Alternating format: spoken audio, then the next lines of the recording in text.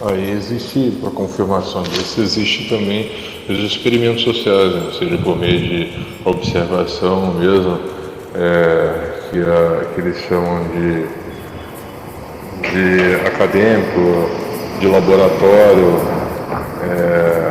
e outros de gabinete, né? Ou aqueles mais experimentais mesmo de incursão e participação, assim.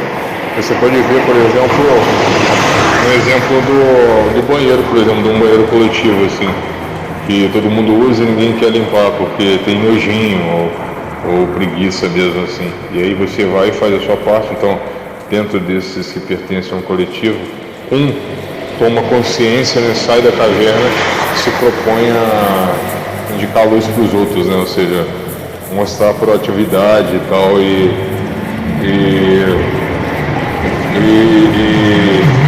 pensamento crítico, assim, sabe? Crítico que já se chegou num limite e esse limite precisa agora ser combatido, ou seja, sendo efetiva, ser combatido de forma efetiva com a limpeza do sanitário. E ele vai se propõe e limpa o sanitário. E aí depois ele só observa para ver se mais pessoas irão se manifestar ou se aquilo forma um movimento homogêneo e encadeia, né? Se desencadeia um movimento homogêneo assim de pertencimento, e aí cada um vai limpar ou vai conservar também, porque isso implica no outro, né? O respeito pelo empenho do outro. E quando você observa de perto, você vê que isso não acontece. Que acontece o sacrifício de um em nome do resto. Então, ou seja, em tese, soa bonito como algo, um pensamento uniforme, e aí se é que um pensamento uniforme é bonito, né? Então, quer dizer, essas pessoas elas lutam pelas suas diversidades e acabam morrendo dentro de um pensamento uniforme. E aí daquele que não se portar de acordo com... Aí alguém pode dizer, não, mas é um paradoxo, né? Porque está dentro de um coletivismo e ao mesmo tempo tem um pensamento uniforme, né? E aí por diante. Aí existe, para confirmação disso, existe também os experimentos sociais, né? Ou seja, por meio de observação mesmo, que eles chamam de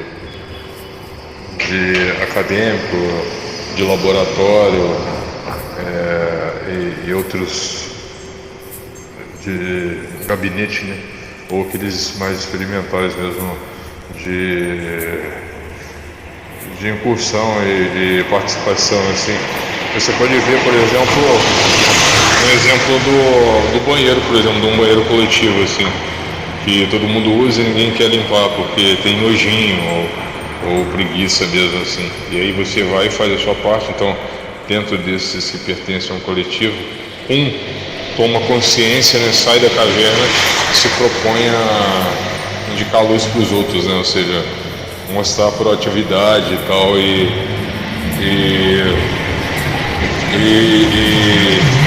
pensamento crítico, assim, sabe?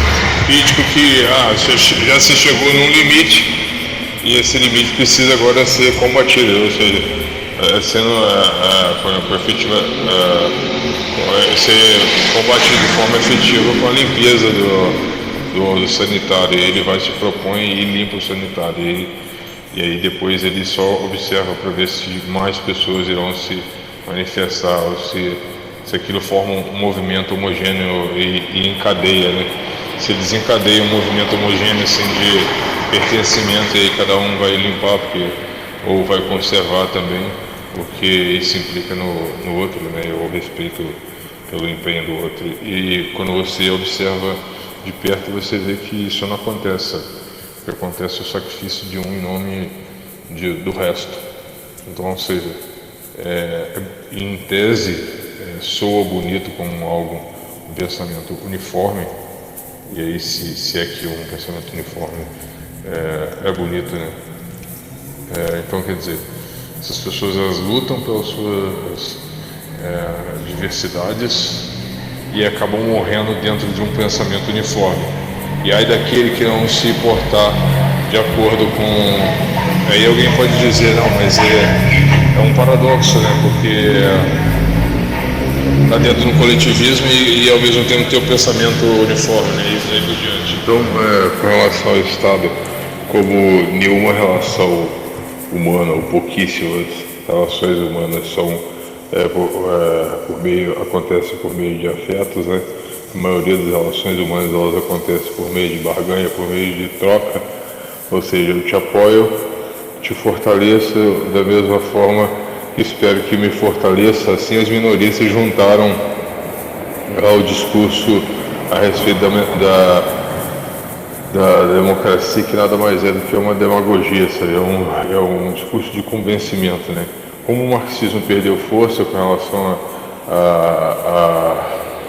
a queda da adesão, né? E também a Revolução 4.0, então as máquinas no lugar do homem e os homens cada vez mais buscando sua independência. Por isso que é preciso embaçar, turvar essa busca pela independência, para que o sujeito seja cada vez mais dependente de algum mecanismo de ação. E quando esse mecanismo de ação se consolida e toma o poder, ele acaba se voltando contra o próprio sujeito. Ele começa aos poucos manobrar, restringindo tudo aquilo que ele prometeu. Lógico que existe aí um tempo de maturação, né? Ou seja, de instabilidade, antes que ele consiga fazer as manobras reversivas, né?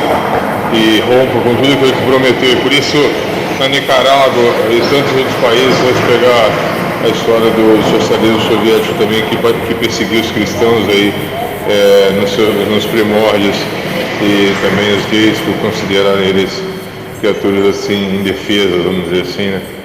Na maneira deles de olhar, né, e tal, de perseguição de outras etnias não russas, não vou lembrar o nome aqui agora, mas é uma etnia que perseguiram por muitos anos assim, praticando imperialismo, por falta de conhecimento também, né? Por falta de conhecimento, o povo oferece os próprios marxistas, os defensores disso, né? Esses que se propõem a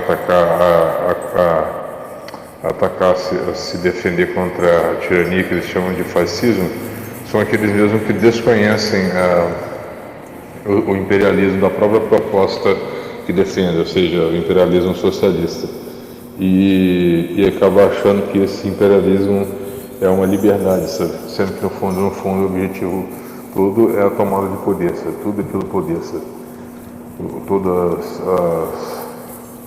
as mudanças nada mais são do que mudanças para a consolidação do poder. Só pesquisar, por exemplo, as lideranças desses movimentos, sabe? Que mesmo tendo várias nuances, o predomínio da nuance radical e o governo através da tirania, muitas vezes ligadas ou à monarquia ou um hibridismo ou até mesmo a um governo militar tirano. Então, que espécie de tirania essa turma acha que ataca, se ela na maioria das vezes defende essas tiranias, né? Defende tiranias aí, como os governos da China, mesmo da própria União Soviética. Só pesquisar quanto tempo que esses caras estiveram no poder e quantos plebiscitos foram feitos. Acho que a liberdade mesmo do povo, a liberdade possível do povo acontece através da votação livre, que é plebiscito, mas para acontecer essa votação livre é preciso ter um pensamento livre. E à medida que essas ideologias tomam conta da universidade, dos espaços assim, e elas se tornam aquilo que é, ou seja, como as coisas são, de uma maneira até às vezes antinatural, você percebe que dessa forma as pessoas acham que estão livres para escolher aquilo que querem e acabam escolhendo aquilo que querem que elas escolham. E é o peixe que não sabe que está dentro da água, né? Não enxerga a água. Então, assim, é meio por aí. E sempre no fundo, sempre no fim, como é inviável a participativa, né? Só a representativa, então, de certa forma, mesmo sendo coletivista, ela se manifesta através de um poder central, centralizador e tal. E as suas subdivisões aí, mas é por aí.